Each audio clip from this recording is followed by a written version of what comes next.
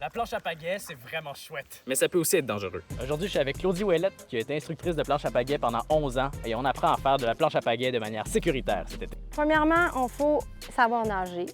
Il faut connaître l'étendue d'eau où on part. Lac, rivière, mer. Il faut penser à la météo, les prévisions météo, les vents, les courants. Lorsqu'ils vendent plus de 20-30 km à l'heure, on évite quand même de sortir pour avoir une veste homologuée. Il faut que ça soit visible, coloré. C'est important d'ajuster notre veste aussi.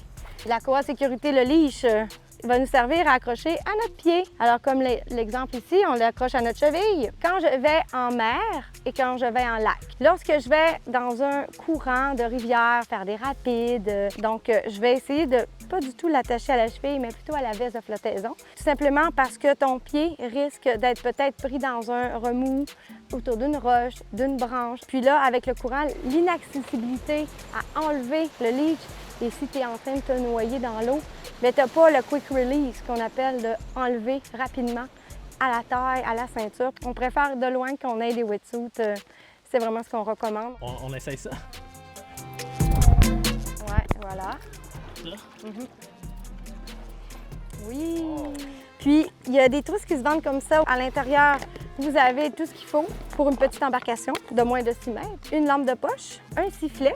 La corde flottante, ça flotte, puis ça permet d'aider quelqu'un. Voilà, vous avez pas mal tout ce qu'il vous faut. Moi, je recommande vraiment de ne pas aller seul. Lorsqu'on va dans les vents, dans les courants, il faut savoir pagayer efficacement parce qu'une planche, surtout les gonflables, ça prend dans le vent, puis c'est vraiment pas sécuritaire. Je t'honore super pagayeur. Avec un sifflet de sécurité. Si ça vous dérange pas, je vais me changer.